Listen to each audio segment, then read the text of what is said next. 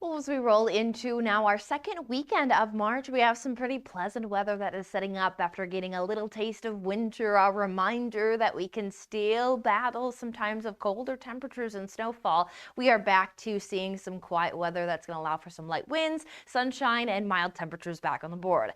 Though do keep in mind that we are keeping an eye on a weather maker for Wednesday that does have that colder element to it, as it could be another snow event that looks to include some stronger winds as well. We'll continue to fine tune the details there, but before we get to next week, note that over the weekend, we also have daylight saving, and that's going to come Saturday night. Note that we are springing forward. So unfortunately, that means we have 1 hour less of sleep. Now, what we'll see is that our sunrise and sunset, as we see Saturday, is 6:19 for the sunrise and 5:59 for sunset. So what we see is that when we lose that hour, we move that sunrise to closer to around 7:20, and then sunset will be around 7 p.m. as we head into that Sunday outlook. So moving those daylight time frames, but we'll continue to work into the time of the year where we are gaining the minutes still on the day as we work towards that spring equinox, and then keep gaining daylight all the way through our summer solstice, which the spring equinox here is just in about a couple weeks, I believe. Now,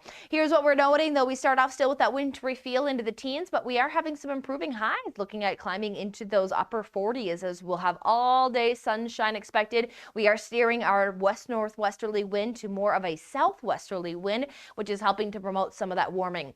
Not looking to be too breezy. There may be some wind corridor winds to battle, especially for areas like Casper and Rollins into the weekend forecast. But when it comes down to much of our area, pretty settled weather underneath that sunshine, allowing for areas to return back into those 50s and melt down any of that lingering snowfall. Note that with melting and some calm conditions, that could allow for some fog around for Sunday morning, something we'll need to also watch for, where we will hold our temperatures to those 20s for Sunday morning as we're back under that warmer environment, where Sunday afternoon we'll even see some of those 60s return back to the Nebraska Panhandle, 56 into Lusk, 46 into Medicine Bow, to 55 into Cheyenne.